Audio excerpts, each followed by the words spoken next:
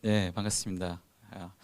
예, 제가 개척 때 여기 잠깐 와서 이렇게 좀 도와드렸거든요. 그래서 저를 아시는 분도 계시고 오늘 저를 처음 보는 분도 계실 것 같습니다.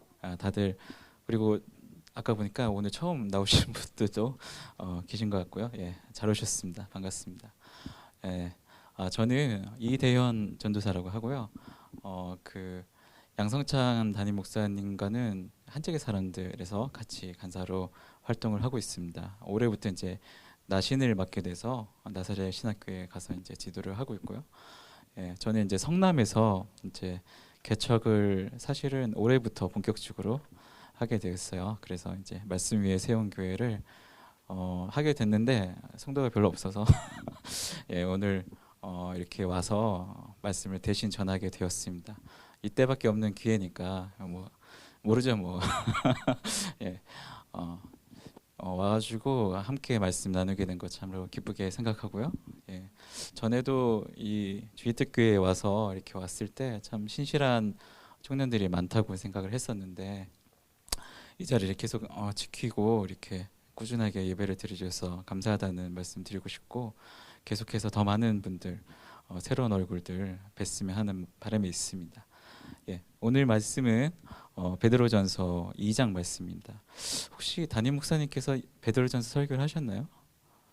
아직 안 하셨어요. 예, 다행입니다. 예, 제가 한 뒤에 또 하면은 좀 식상할 뻔했는데 다행히 베드로전서 아직 안 하셨군요. 예, 베드로전서의 배경을 잠깐 살피고 보면요. 베드로전서 1장 1절을 잠깐 볼까요? 1장 1절, 2절을 보면요. 예수 그리스도의 사도 베드로는 본도, 갈라디아, 갑바도기아, 아시아와 비두니아에 흩어진 나그네 곧 하나님 아버지의 미리 하심을 따라 성령이 거룩하게 하심으로 순종함과 예수 그리스도의 피뿌림을 얻기 위하여 택하심을 받은 자들에게 편지하노니 은혜와 평강이 너희에게 더욱 많을지어다. 예, 여기 나와 있듯이 베드로전서의 편지잖아요. 편지를 받는 수신자가 누구냐면 본도, 갈라디아, 갑바도기아, 아시아와 비두니아 이 5개 지역에 이제 회람서신이라고 그러죠. 이렇게 돌려서 보는 편지인데 그렇게 보냈던 좀 공적인 편지예요. 이들 지역대에 흩어져 있는 교인들을 격려하기 위해서 쓰여진 서신이라고 보시면 됩니다. 어떤 일이 있었기에 이 시기에 격려의 편지를 쓸 필요가 있었냐? 사실 베드로가 그렇게 많은 편지를 쓴 게 아니잖아요. 근데 이제 중요한 일이 있었어요. 이때 이제 베드로전서가 쓰여진 시기에 대해서는 학자들이 거의 이견이 없습니다. 대부분 이제 주후 64년에서 65년 사이에 쓰여졌다고 보는데 64년쯤에 무슨 일이 있었냐면 우리가 잘 아는 그 네로 황제의 대박해가 있었어요. 로마 시에서 일어났던 대화재 사건의 원인을 기독교인들이 했다고 이제 돌리면서 기독교인들을 대대적으로 박해했던 교회사적으로도 굉장히 큰 박해 사건이 있었던 때입니다. 그 시기에 쓰여진 이제 서신이요. 이때 당시에 그 배경 분위기를 좀 보기 위해서 저희가 사모님께 사진을 단톡방에 좀 올려달라고 요청을 드렸는데요. 올려주실 거예요? 네네. 예, 예. 여기 이제 더러더러 어디 이제 기독교 다큐 뭐 이런 거에서 보신 분도 있을지 모르겠는데 이 5지역이 어디의 지역이냐면요. 터키에 속한 타우루스 산 북쪽에 있는 5지역입니다. 그 중에 하나인 이제 갑바도기아 사진이에요. 보면은 그냥 산이죠, 그냥. 산인데 자세히 이제 확대해서 보면은 거기에 이제 뽕뽕뽕뽕 구멍들이 엄청나게 이렇게 있는 것을 아실 수가 있습니다. 왜 개미굴이 아니고요.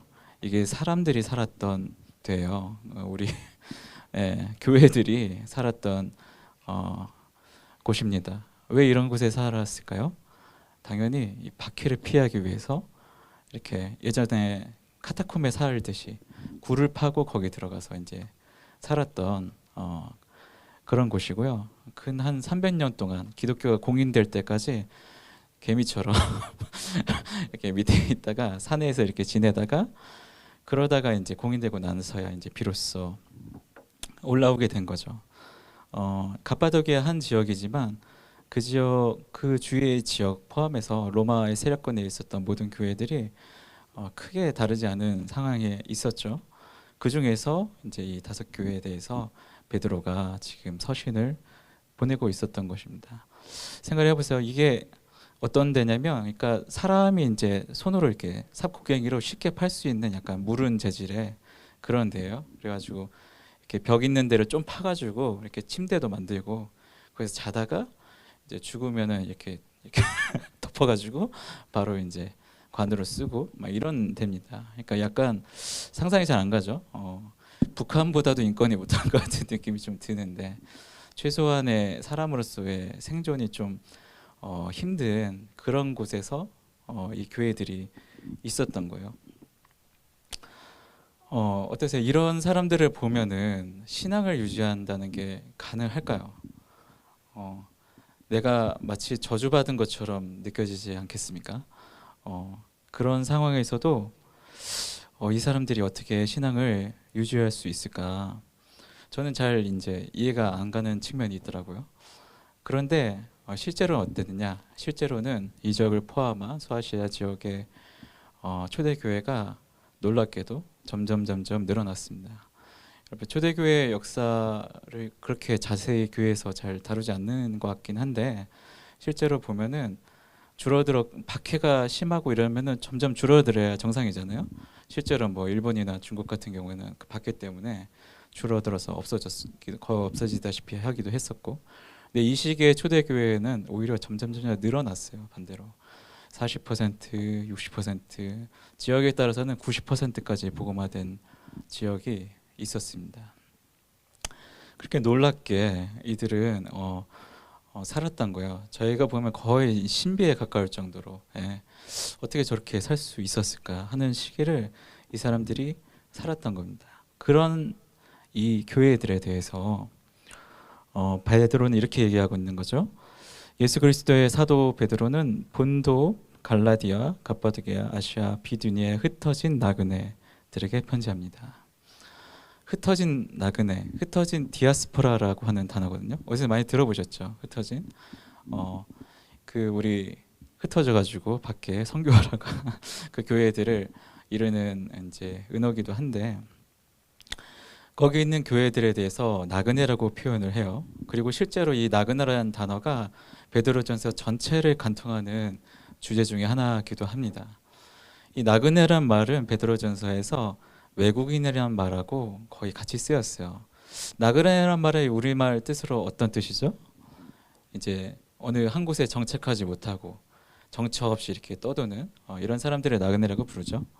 근데 여기에는 이제 여기에 요 나그네라는 단어는 요 원어에는 외국인이라는 개념이 더해진 거라고 좀 생각을 하시면 돼요. 그 개념에다가 외국인이 이제 특히 이제 우리나라 국적을 확실하게 가지지 못한 체류하는 외국인들이 우리나라에서 살고 있는 거 요즘 우리나라가 좀 세계화가 돼가지고 외국인들이 많이 보이잖아요.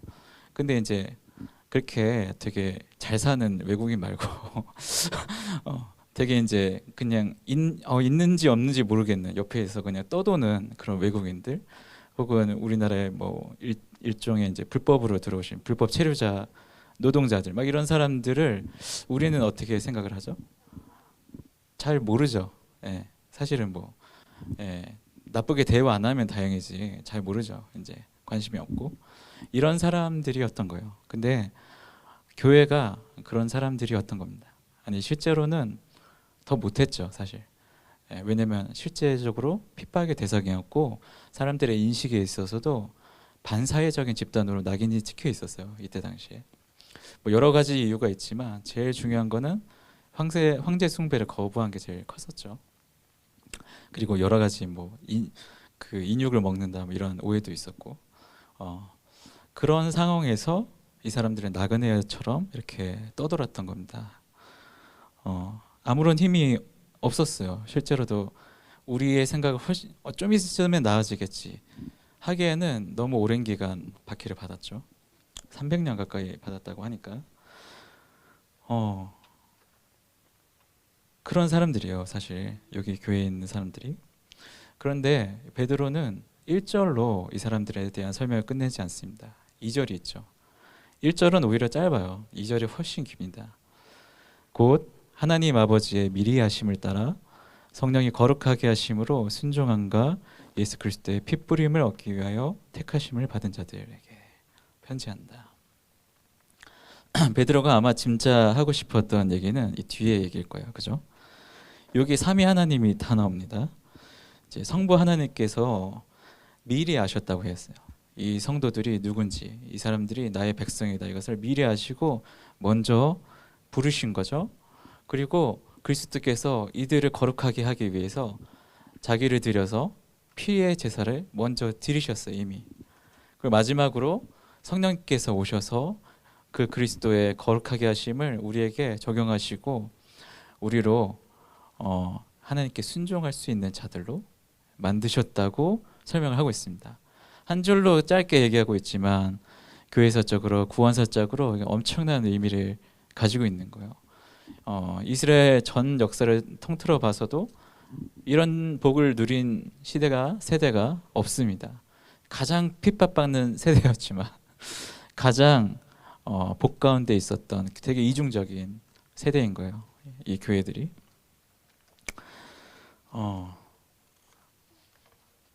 이런 자들이 나그네들이고 오늘의 그 주인공들입니다. 4절에서 이제 베드로는 이렇게 본문을 시작하죠.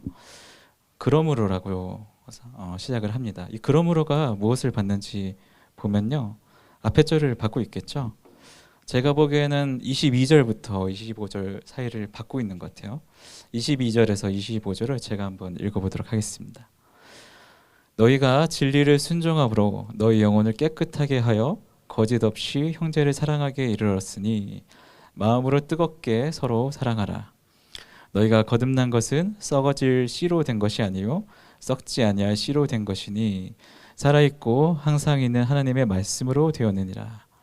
그러므로 모든 육체는 풀과 같고 그 모든 영광은 풀의 꽃과 같으니 풀은 마르고 꽃은 떨어지되 오직 주의 말씀은 세세토록 있도다 하였으니 너희에게 전한 복음이 곧 이 말씀이라. 아멘. 네, 좀 길어가지고 한 번에 안 들어오실 수도 있는데 22절을 따로 떼서 보시고 23절부터 25절까지 보시면 됩니다. 22절에 이렇게 얘기하고 있죠. 너희가 진리를 순종함으로, 여기에서의 진리는 그리스도 말씀이 육신이 되셔서 오신 그 그리스도를 믿는 그 믿음을 얘기하는 거죠. 진리를 얘기하는 거죠. 그 진리를 순종함으로, 그리스도를 믿음으로 너희의 영혼을 깨끗하게 되었다. 너희의 영혼이 깨끗하게 되어서 거짓 없이 형제를 사랑하게 이르렀다. 이렇게 얘기를 하죠. 그러므로 뜨겁게 서로 사랑하라. 여기에서 비롯된 이제 그러므로입니다. 우리가 할 수 없는 불가능한 일을 하나님께서 지금 요구하시는 것이 아니고 1장 전체에 걸쳐서 베드로는 우리가 어떤 사람이 되었는지, 어떤 존재인지에 대해서 먼저 설명을 했어요. 우리는 진리로 말미암아 거듭난 자들이고 하나님의 말씀은 이 세상에 없어져도 영원하다. 하나님이 말씀으로 마치 이 세상을 창조하신 것과 같죠. 하나님 말씀으로 이 세상을 창조하셨을 뿐만 아니라 그 말씀을 보내셔서 그리스도로 우리를 구원하게 하셨고 이제는 그 말씀대로 우리를 하나님의 백성으로 새롭게 창조하셨습니다. 여러분 이것을 믿으십니까? 여러분 이거를 한번 진지하게 생각해 보세요. 교회 다니시는 분들도 이거를 잘 믿지 못하시는 분들이 꽤 있습니다. 어떤 거냐면 여기 방금 나왔던 것처럼 그리스도의 피를 뿌려서 우리가 거룩하게 되었다는 겁니다. 근데 자기를 돌아보면 전혀 아닌 것 같잖아요. 뭔가인 게 되게 껄쩍지근한 그게 많이 있잖아요. 그죠? 그럼에도 불구하고 성경은 선포를 하고 있는 거예요. 여러분이 그리스도의 피로 말미암아 거룩하게 되었다. 너희가 거짓 없이 형제를 사랑할 수 있는 자가 되었다. 라고 설명을 하는 겁니다. 우리가 우리에 대해서 지금 가지고 있는 생각이 어떠하든지 간에 하나님의 말씀은 영원하다고 했잖아요. 그 영원하신 말씀처럼 우리의 존재도 이제 그리스도 안에서 고정되고 우리의 생명도 그 안에 있으므로 우리가 영생을 살 것을 우리가 고백하고 믿고 있는 것이죠. 어쩌면 우리 스스로에 대해서 이렇게 생각하지 못하는 것이 내생에 있는 우리의 영생을 확신하지 못하는 걸로 연결될 수도 있습니다. 그때 가서 이제 잘 될 거라고 생각하지 마시고, 지금 이 땅에서 이 자리에서 하나님께서 거룩하게 구별하신 그 순간부터 여러분이 다른 존재라고 스스로 생각을 하셔야 돼요. 왜냐하면 그게 성경이 말씀하신 바이기 때문입니다. 여러분에 대해서. 그러므로, 그러므로요. 1절에 모든 악독과 기만과 외식과 시기와 모든 비방하는 말을 버리고. 악독은 아시죠? 기만도 아세요? 기만. 그렇죠. 남을 속이는 거. 속여서 자기의 어떤 욕심을 이루기 위해서 속이고 빼앗고 이런 일들이 하는 겁니다. 외식은 뭘까요? 사치를 부리면 안 된다 이런 얘기 아니고 나가서 사 먹으면 안 된다 이런 얘기 아니고 이제 겉으로 연기하는 사람들을 얘기하는 거죠.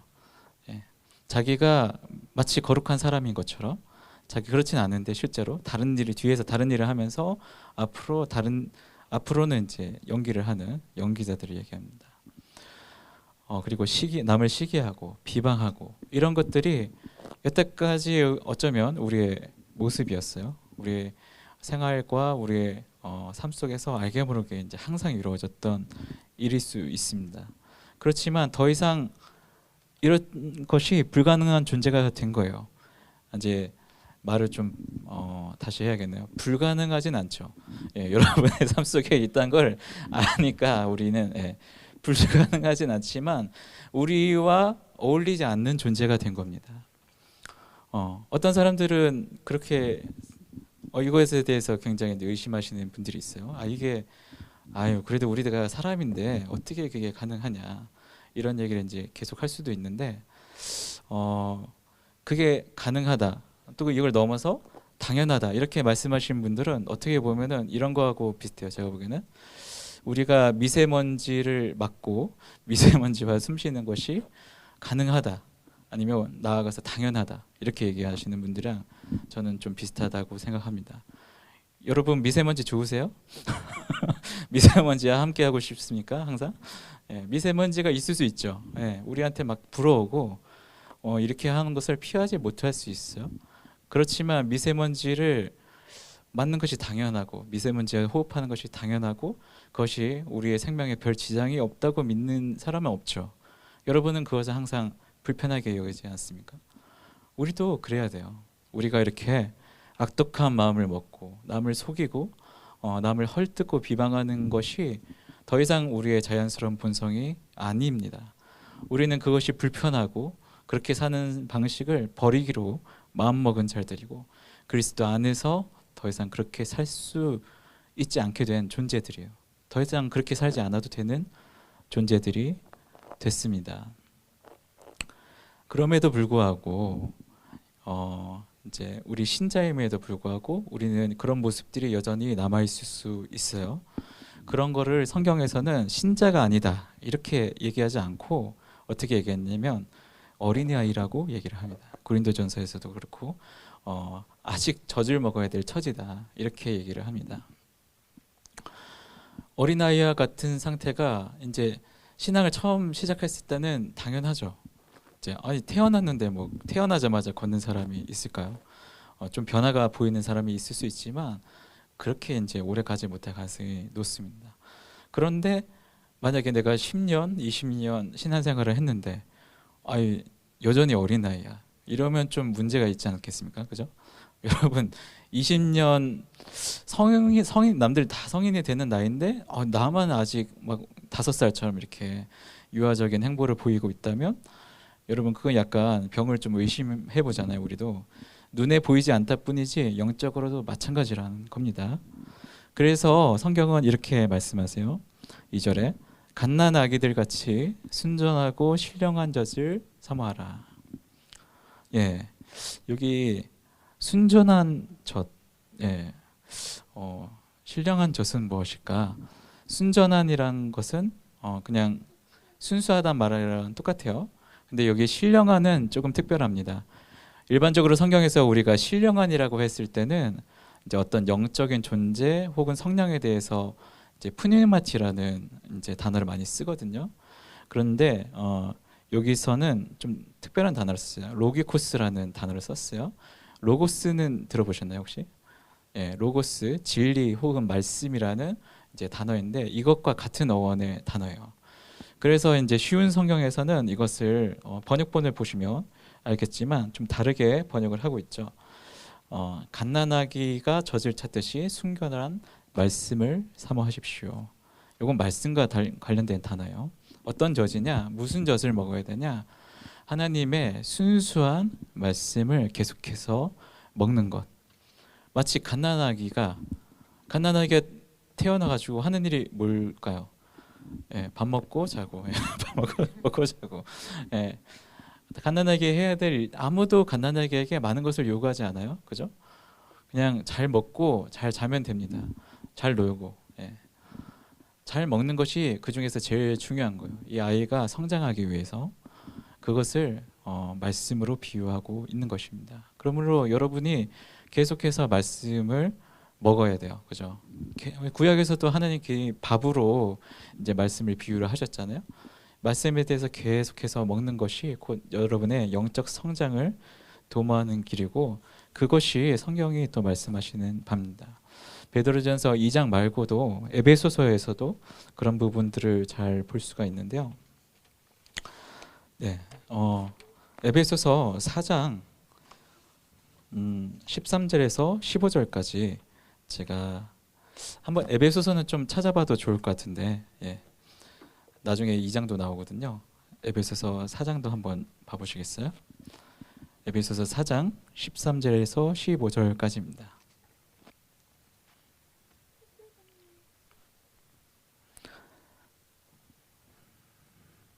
에베소서 4장 13절에서 15절까지입니다. 제가 한번 읽어볼게요.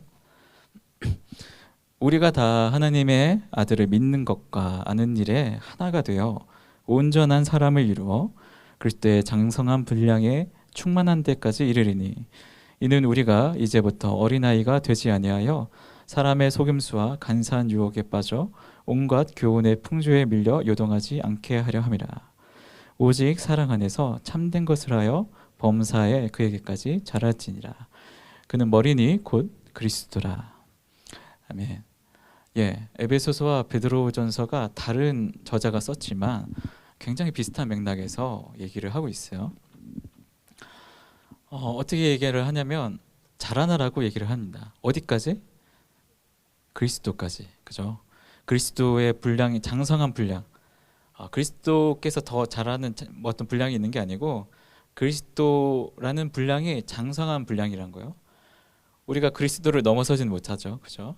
제자가 선생보다 높지 않다고 하셨죠. 하지만 어떻다는 거예요? 그리스도에게까지 자라날 수 있고 자라나야 된다고 말씀하고 계십니다. 여러분 그리스도보다 넘어서는 거룩함을 추구하실 필요는 제가 생각에 없을 것 같아요, 그죠? 예, 우리도 평생 해도 이게 참 말씀이니까 예, 저희가 믿는 거지 참 상상이 잘 안 가는 그런 건데 거기까지 자라나야 된다고 말씀을 하는 겁니다. 자라나야 되는 이유가 뭐라고 얘기를 하죠? 왜 자라야 된다고 얘기를 합니까? 에베소서 14절에 그렇죠. 어린아이일 때는 쉽게 속는 거예요. 세상에 누가 조금만 이렇게 건드리고 야 그거 아니야 네가 잘못 알고 있어 이렇게 얘기하면 벌써 이제 귀가 얇아가지고 쉽게 이제 혼동되고 갑자기 신앙생활 하다가 갑자기 이제 3개월 동안 수련회 부흥회 후에 열성적으로 하다가 갑자기 잠수 타가지고 이제 몇 개월 안 나오고 이런 게 이제 어린아이와 같은 신앙생활이라는 얘기입니다. 견고하지 못하고 아직은 영적으로 더 자라나야 될 필요가 있는 거죠. 뿐만 아니라 우리의 이제 자라남의 어떤 측면이 있냐면 여기 베드로전서 2절에 2장 2절에 보면 예, 갓난아기들 같이 순전하고 신령한 젖을 사모하라.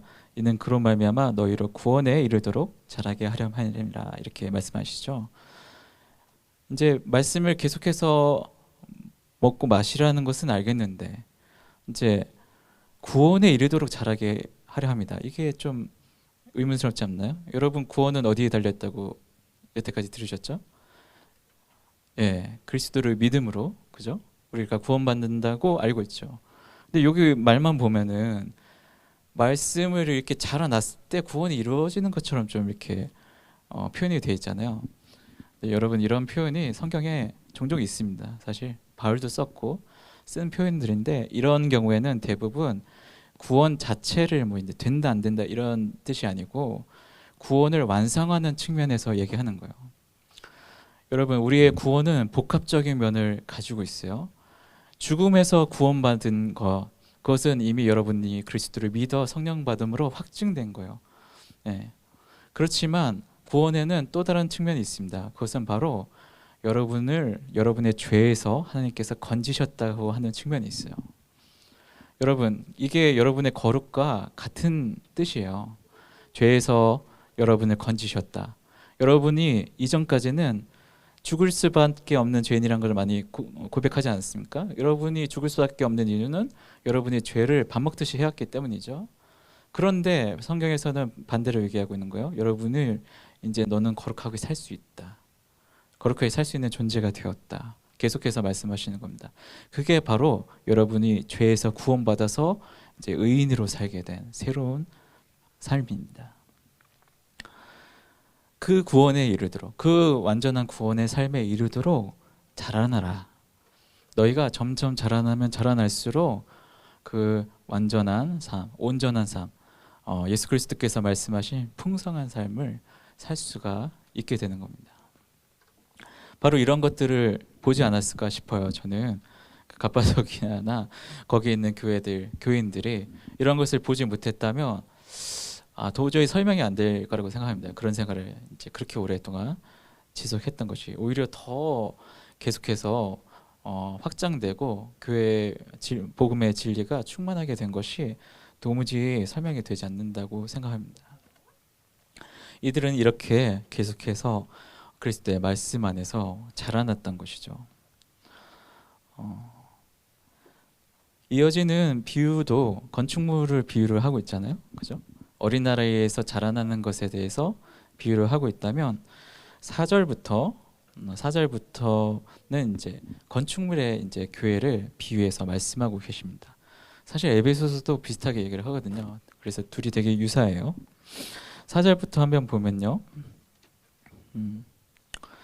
사람에게는 버림바가 되었으나 하나님께는 택하심을 입은 보배로운 산돌이신 예수께 나아가 너희도 산돌같이 신령한 집으로 세워지고 예수 그리스도로 말미암아 하나님이 기쁘게 받으실 신령한 제사를 드릴 거룩한 제사장이 될지니라. 예. 굉장히 뭔가 많죠. 되게 비유도 많고 하는데 먼저 4절부터 한번 보겠습니다. 4절에 예수님에 대해서 이렇게 설명하는데 그냥 이렇게 지나가면은 그런가 보다 하고 지나갈 수 있는데 자세히 보면은 설명이 되게 독특해요. 예수님에 대해서 이렇게 얘기하는 거죠. 사람에게는 버림바 되었으나 사람에게 버려졌다는 것이죠. 하나님께는 택하심을 입었다. 대조가 되죠. 사람은 버렸지만 하나님께는 오히려 택하심을 입은 보배로운 살아있는 돌이다. 이렇게 예수 그리스도에 대해서 설명을 하고 있죠. 여러분 이게 어떤 것과 비슷할까요? 아까 이제 그 교회에 대해서 설명드리면서 얘기했었던 나그네, 나그네와 좀 비슷한 처지입니다. 나그네도 이 세상에서 있지만 존재하지 않는 것처럼 무시되고 오히려 이제 핍박을 받는 그런 힘없는 존재로 이제 그려지잖아요. 그것은 사람들이 이 나그네들의 존재를 잘 인정하지 않았기 때문이죠. 특히나 옛날 농경 문화에서는 그런 면이 좀 심했습니다. 그런데 이 나그네 중에 첫 번째 나그네 나그네 중에 나그네, 대표 나그네, 대표국 우리 국가대표가 있듯이 대표 나그네가 있다면 그분은 바로 예수 그리스도세요. 우리는 그냥 이 땅에서 태어났지만 잘 생각해 보면 예수 그리스도는 그냥 태생부터가 나그네입니다. 왜냐하면 원래 하늘에 계셨거든요. 하늘에 계셨는데 이 땅에 나그네로 오신 거예요.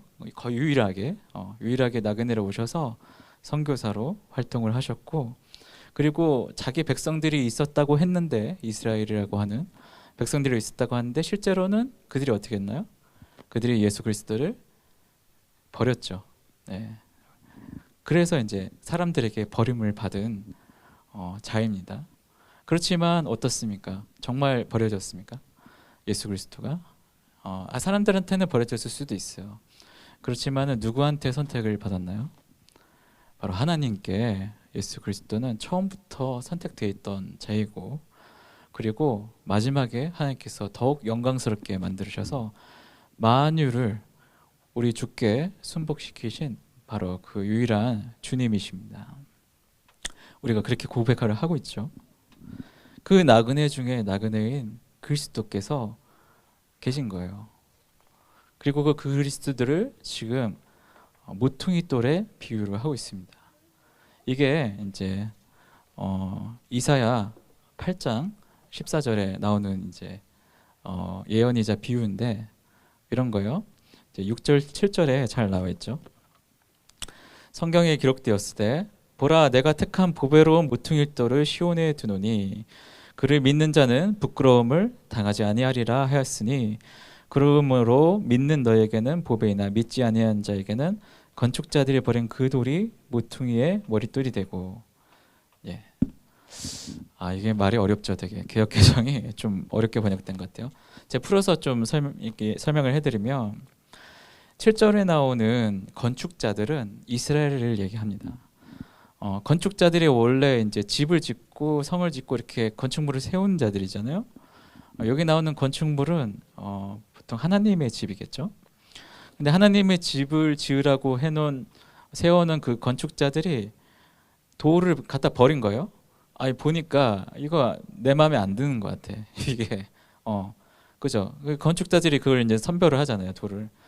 근데 어떤 돌을 딱 만났는데 이 돌이 건축자들의 마음에 안 들었던 겁니다. 그래서 갖다 버렸어요. 그러고서 다른 돌로 막 이렇게 쌓았습니다. 그렇게 해서 뭔가 그 사람들이 뭔가 세울 줄 알았어요. 그런데 실제로는 세워지지 않았죠. 아무것도 세워지지 않았습니다. 오히려 어디서 건물이 생겨났느냐, 이들이 버린 그 돌이 땅바닥에 딱 이렇게 됐는데 그 돌부터 해가지고 돌들이 하나씩 둘씩 이렇게 붙는 거예요. 그러더니 어느샌가 하나님의 집이 되었다고 설명을 하고 있습니다.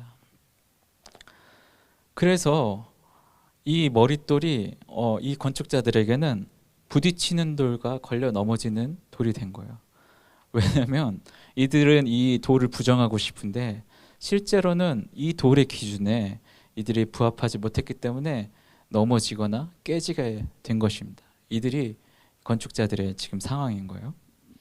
그럼 이 모퉁이 돌은 무엇이냐? 여러분, 모퉁이 돌 혹은 머릿돌 뭐 이런 얘기 들어본 적 있으세요?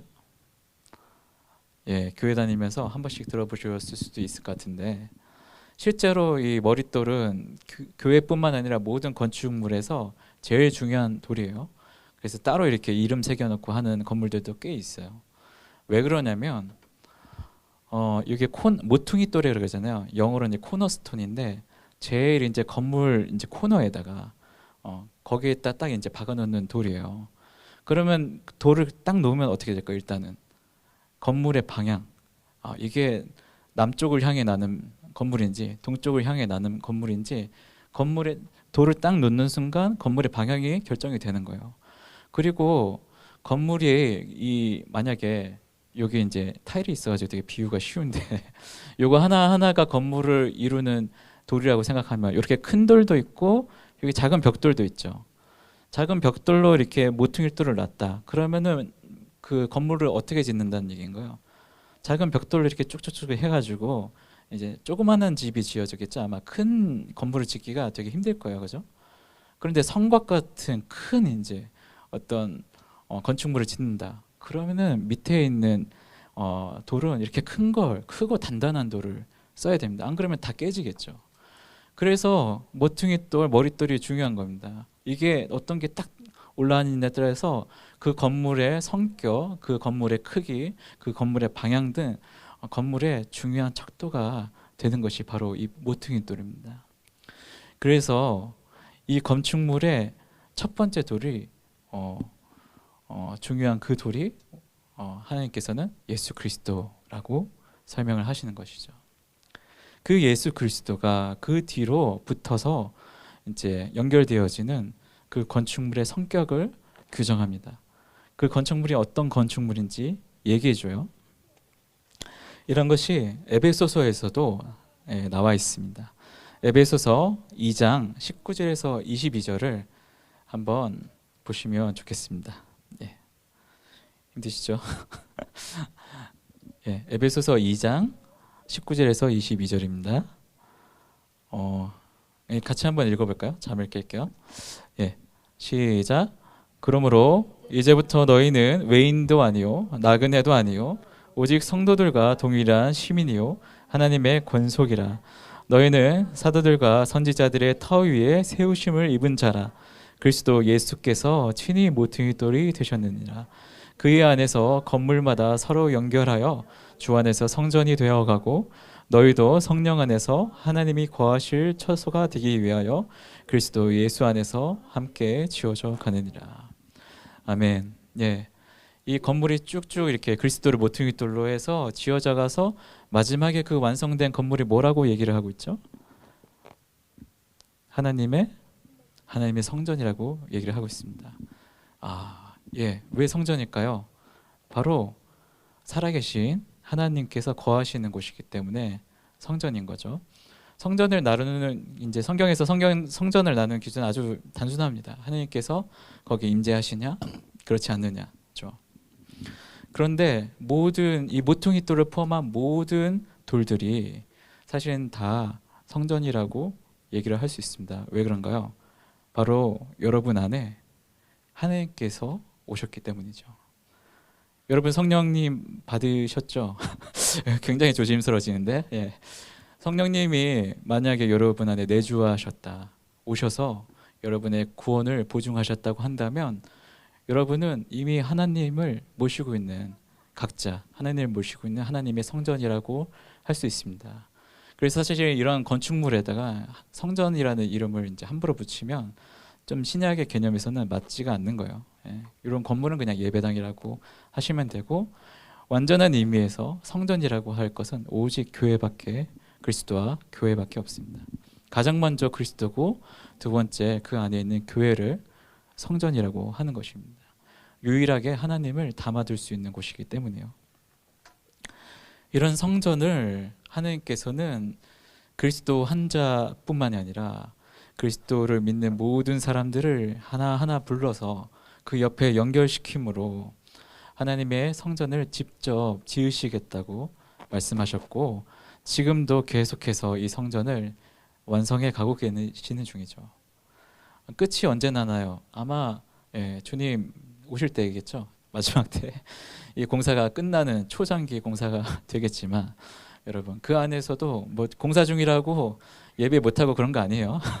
공사 중이지만 다 예배할 수가 있습니다. 우리가 그런 예배당의 일부가 되어서 예배를 하는 것이죠. 그런데 이제 5절에 보면은 그렇게 너희도 산돌같이 신령한 집으로 세워지고 예수 그리스도를 말미암아 하느님의 기쁘게 받으실 신령한 제사장들이 거룩한 제사장이 될지니라, 이렇게 말씀하고 계시잖아요. 두 가지가 있는 거예요. 첫 번째로는 우리는 신령한 하나님의 성전으로 세워져 갑니다. 그죠? 그리고 또 하나가 뭐가 있죠? 이제 하나님의 기쁘실 제사를 드리는 거룩한 제사장으로 세워졌다고 말씀을 하고 계십니다. 예, 제사장. 굉장히 성전에서 이제 살면서 역할을 하니까 그 제사장이겠죠. 예. 그건 이제 이해했어요. 근데 이제 여러분, 제사장이 뭐 하는 사람이죠? 기본적으로 구약에서 뭐 생각나는 거 있으세요? 제사장은 뭘 했다? 음. 네, 놀랍도록 답이 안 나오고 있는데 제사장이 뭘 했는지 생각해 보면 기본적으로 이름 그대로요. 제사를 지내는 장이에요. 그래서 제일 중요한 역할이 제사를 드리는 겁니다. 그런데 이 제사가 어떤 제사죠? 주로 이제 뭐 제사 종류가 뭐 5가지 포함해서 여러 가지가 있지만 기본적으로는 동물이나 이런 것들을 희생시켜 가지고 속죄 제사의 성격으로 이제 드리는 것들이 대부분이죠. 동물 제사요. 그러니까 제사라고 하니까 되게 좋아 보이지만 실제 구약에 가면 거의 이제 백정이에요. 거의 이제 정육점 아저씨처럼 맨날 이제 소 잡고 이제 각 뜨고 막 이렇게 하는 사람들이 제사장들인 거예요. 근데 이제 여러분 지금 제사를 그렇게 드리시나요? 오늘 뭐 비둘기 한 마리라도 잡으셨습니까? 그렇지 않죠? 여러분 그 제사를 드리지 않죠. 왜 그러냐면 이미 히브리서에서 얘기하듯이 동물 제사를 드리는 것이 의미가 없어졌기 때문입니다. 동물 제사, 동물의 피로 거룩하게 하는 것이 아니고 한 번의 제사, 예수 그리스도께서 자기를 희생 제물로 삼으셔서 십자가에서 드리신 그 영단번의 제사가 우리 모두를 거룩하게 하고 깨끗하게 하실 수 있는 온전한 제사를 드리셨기 때문에 오늘날에는 그런 제사를 드리지 않죠. 그러면은 여러분은 제사장이라고 하는데 오늘날에는 뭘 해야 될까요? 이게 이제 의문입니다. 그런데 이 구약에서 제사라고 이제 된 이 단어가 70인역에서는 다른 단어로 번역이 됐어요. 레이트로기아라는 단어인데 이 단어를 혹시 들어본 적이 있으신지 모르겠어요. 레이트로기아라는 단어는 신약 성경에서 이런 단어로 쓰였습니다. 그건 바로 예배. 구약에 있었던 제사가 오늘날 교회에 와서는 예배가 된 거예요. 그 제사장이라고 한다면 여러분 제사는 이제 동물 제사는 끝났지만 예배는 드릴 수 있죠. 그리고 오늘 여러분들이 이 예배를 드리시기 위해서 나오셨을 것으로 믿습니다. 여러분 지금 다 한 명 한 명이 제사장이 되셔서 제사를 드리시기 위해 나오신 거예요. 실제로는 제사가 아니죠. 예배를 드리시기 위해서 나온 거죠. 한 명 한 명을 그렇게 부르셨다는 겁니다. 여러분 자신이 하나님의 거룩한 성전일 뿐만 아니라 그 성전에서 예배드리는 예배자로서 하나님께서 부르셨습니다. 물론 이제 대표적인 가장 중요한 이제 역할을 얘기했지만 제사장의 역할이 여기만 있는 건 아니었어요. 좀 더 있는데 바로 하나님을 모르는 이방인들에게는 이제 잘 하진 않았는데 하나님을 전하고 하나님을 아는 하나님의 백성들에게는 하나님의 율법과 말씀을 가르치고 어떻게 하는 것이 좋은 방법인지를 지도하는 역할을 했습니다. 이것이 이제 기본적으로 제사장들의 역할이었어요. 그리고 이것이 사실은 교회에도 그대로 이어져 왔다고 여러분이 생각하실 수가 있습니다. 이런 이제 이해를 바탕으로 이제 8절에서 아니죠. 9절에서 10절에 이렇게 선포를 하는 거예요. 그러나 너희는 그러나라고 얘기하는 거는 8절에 이제 건축자들이 이런 걸려 넘어졌다 이런 얘기를 하고 있으니까 이제 9절에 그러나 너희는 택하신 족속이요 왕 같은 제사장들이요 거룩한 나라요 그의 소유가 된 백성이니 이는 너희를 어두운 데서 불러내어 그의 기이한 빛에 들어가신 이의 아름다운 덕을 선포하게 하려 하심이라. 아멘. 굉장히 장엄하지 않습니까? 저 이거 보면서 야 참 이렇게 이렇게까지 이제 얘기할 수가 있나 싶을 정도로 굉장히 이제 큰 스케일로 얘기를 하시고 있죠. 우리가 택함 받은 족속이란 것, 택함 받은 민족이란 것. 우리가 무슨 민족입니까? 배달의 민족 아니고요. 그리스도 안에 있다 그러면 여러분은 이스라엘인 거예요. 이렇게 얘기하니까 되게 헷갈리죠. 무슨 이스라엘이라고 우리 실패한 민족인가? 이렇게 생각하실 수 있지만 실제로 신약성서에서는 진짜 이스라엘, 참 이스라엘은 바로 교회라고 얘기를 합니다. 지금 유대 민족이라고 얘기하는 그 혈통으로 이으신 그분들이 진짜 이스라엘 아니고요. 과거부터 지금까지 참 이스라엘 하나님의 백성이라고 하는 칼은 바로 이 교회 공동체를 얘기하는 것입니다. 여러분은 그 민족인 거요. 그 택함 받은 민족이고 왕 같은 제사장이다. 왕, 제사장 이거 어디서 많이 듣지 않았어요? 안 들으셨나? 왕, 제사장, 선지자 바로 예수 그리스도의 세 가지 삼중직을 얘기하는데 그 왕이신 예수 그리스도를 필두로 해서 우리 모든 교회 한 명 한 명이 마치 왕처럼 이 하나님의 나라를 다스리고 경영하고 처음 창조 때 받았던 명령처럼 생육하고 번성하여 다스리는 권한을 받은 존재로 또 제사장으로서 하나님을 알리고 하나님을 가르치고 그의 법도와 계명을 실행하는 자들로 세우는 이 책무를 받았다는 것입니다. 그런데 주어를 좀 주의할 필요가 있어요. 그래서 너희는 누굴까요? 목회자들을 얘기하는 걸까요? 아니면 아까 그 5교회 교인들을 얘기하는 걸까요? 어떻게 생각하세요? 왕이고 제사장이다 뭐 이렇게까지 얘기를 하니까 왠지 성도는 아닐 것 같고 그죠? 그런 생각 들지 않으세요? 실제로는 그렇지 않습니다, 여러분. 이거 다 이제 너희가 성도를 얘기하는 거예요. 성도를 얘기하는데 그 성도 한 명 한 명이 우리는 사실 민주주의가 익숙하니까 이 개념이 익숙하죠. 뭐 국가의 주인이 국민이고 이런 개념이. 그런데 사실 복음이 있기 전은 그런 개념이 별로 없었어요. 예. 뭐 지금의 민주주의 기원을 이제 그리스로 찾기도 하지만 그 그리스 민주주의도 알고 보면 귀족제 중심의 이제 엘리트 중심의 민주주의에서 되게 제한적인 형태였거든요. 지금과 같은 보편적인 개념으로 얘기하지 않았어요. 그런데 복음 이후에 우리는 이 각자가 주인이 되는 그런 것에 대해서 알게 됐죠. 성경에서는 우리가 지금 있는 민주주의도 되게 좋다고 기본적으로 생각은 하잖아요. 그렇지만 이 교회의 민주주의는 그것과는 또 다른 차원인 거죠.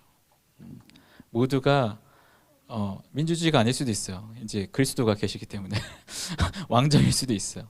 하지만 왕정이든 민주제든 다 비슷합니다. 왜냐하면 우리가 그 아름다운 나라에서 하나님과 같은 뜻과 마음으로 살아가기 때문이죠. 서로를 섬기며 사랑하는 삶을 살기 때문에 그것은 완전 다른 차원의 나라와 세상에 대해서 말씀하고 계십니다. 하나님께서는 우리를 그러한 나라의 주인이자 그러한 나라의 제사장들로 세우셨어요. 그 제사장의 가장 중요한 덕목은 바로 이 거룩함입니다. 여러분, 거룩함 이렇게 얘기하니까 굉장히 이제 뭔가 이제 곡기를 끊고 이렇게 어디 산속에 들어가서 뭘 해야 될 것처럼 생각이 되잖아요. 근데 실제로 거룩함에 대해서 베드로전서에서도 어떻게 얘기를 하시냐면 이제 21절에 아까 봤었던 베드로전서 1장 22절이죠. 22절에 보면은 너희가 진리로 순종함으로 너희 영혼을 깨끗하게 하여 거룩하여진 거죠. 근데 그 다음에 바로 뭐가 이어집니까? 거짓 없이 형제를 사랑하기에 이르렀으니 마음으로 뜨겁게 서로 사랑하라. 그죠? 그리고 베드로전서 2장에서도 동일한 말씀을 하시죠. 그러므로 모든 악독과 모든 기만과 외식과 시기와 모든 비방하는 말을 버리고 이제 갓나다니 같이 신령한 잣을 삼아라 이렇게 말씀하십니다. 거룩한 삶이란 건 무엇이냐? 거룩한 삶은 의인의 삶이고 바로 예수 그리스도께서 사셨던 삶이죠. 예수 그리스도께서 사셨던 삶의 핵심은 뭘까요?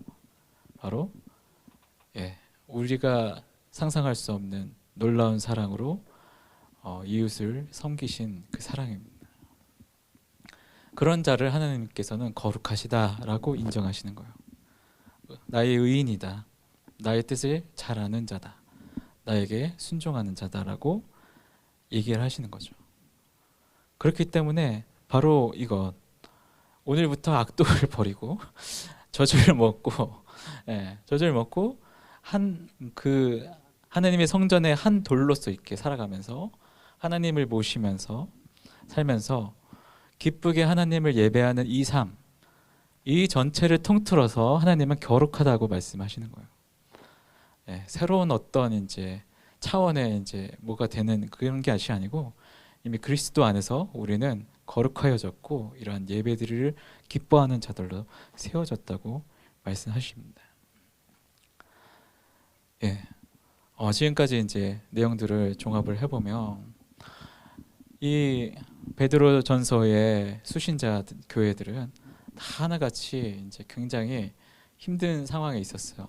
자기가 저주받았다까지 해도 될 정도의 그런 삶을 살았었고 막 그렇지 않겠습니까? 굴에서 이렇게 맨날 개미처럼 지내다가 나오면은 그랬다고 해요. 이제 동물 가죽 이렇게 덮어쓰고 이제 멀리서 보면 동물인 것처럼 이렇게 나오고 예, 밤에 나오고 막 그런 식의 삶을 쭉 이어가니까 굉장히 이제 본인들은 초라하게 생각할 수 있는데 실제로 안에 있는 그 사람의 본 모습을 보면 이제 전혀 다른 거죠. 택함 받은 족속이고 왕 같은 제사장이고 하나님 나라의 유업을 상속받기로 확증된 상속자들. 네, 드라마 제목이 떠오르네요. 상속자들. 예, 이게 재벌이지만 우리가 뭐 재벌도 부러워하는데 사실은 비교가 안 되는 하나님 나라의 상속자들이라고 성경을 말씀하시고 계신 것이죠. 정말 그럴까?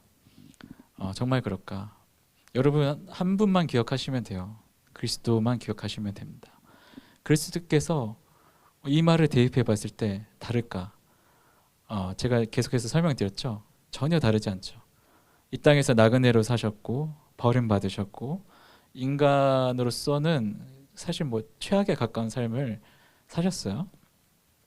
그럼에도 불구하고 하나님께서 그를 기뻐하시고 그의 삶이 거룩하다 하시고 그를 높여서 만유의 주가 되게 하셔서 모든 자기 나라의 상속자가 되게 하셨습니다. 교회는 바로 그 그리스도 안에 있는 존재입니다. 우리가 어느 곳에서 뭐 환경이 마음에 드시지 않을 수도 있어요. 약간 여기는 예배당이 개미굴처럼 보이기도 하고 그럴 수도 있지만 그래도 뭐 우리가 막 핍박받아서 목숨 왔다 갔다 하고 그런 지경은 아니지 않습니까? 여러분 우리가 어디 곳에 있든지 이 시대에 가장 핍박받았던 시기에 그 지역에서 살았던 사람들이 개미굴 안에서 살았어도 왕이자 제사장으로 살았다면 지금 이 훨씬 더 신앙생활을 하기에 평안한 생활을 하기에 충분히 좋은 조건이 된 제가 보기엔 충분히 좋은 조건이에요. 충분한 좋은 조건이 된 우리나라가 뭐 이슬람은 아니지 않습니까? 종교의 자유가 보장되는 좋은 조건에서 사는 우리는 얼마나 더 그것을 누리면서 살 수 있겠냐는 거예요. 나머지는 젖을 얼마나 먹느냐 옆에 있는 돌들과 얼마나 더 단단하게 연결되어 있느냐 모퉁이이신 예수 그리스도의 기준에 얼마나 부합하는 돌이 되어 있느냐 이런 것들이 우리의 신앙생활을 결정하는 것이지 그 외에 여러분이 처해 있는 환경이나 어떤 문제나 이런 것들은 일시적인 것이고 지나가는 것이라고 여기시면 좋겠다 하는 생각이 듭니다. 오히려 반대로 더 이런 생각을 가지시면 좋을 것 같아요. 나는 나그네다. 나는 돌아갈 곳이 있다. 사실은 그냥 나그네라 그래서 정말 이제 비빌 데 없는 그런 그런 사람들로만 생각할 수도 있지만 그것이 아니고 실제로는 이제 본적을 따로 가지고 있고 이 외국에 와서 잠깐 이제 체류하다 가는 그런 사람들이라고 우리를 오히려 인식해야 될 것입니다. 바로 이런 자가 어디서든 예배할 수 있는 하나님의 제사장이며 어디서든 하나님을 기뻐 그 평강 안에 머물 수 있는 자들이라고 저는 생각을 합니다. 여기 계신 모든 분들이 바로 그 주인공들이 되시길 바라겠습니다. 예, 잠깐 제가 기도하고 오늘 말씀을 마무리하도록 하겠습니다. 사랑과 은혜가 충만하신 아버지 감사합니다. 이렇게 오늘 베드로전서 말씀을 통하여서 저희의 존재가 완전히 그리스도로 말미암아 바뀌어졌고 하나님께서 기뻐하시는 그 사람이 되었으며 하나님께서 기뻐하시는 삶을 살 수 있는 삶이 되었음을 알게 하시니 감사드립니다.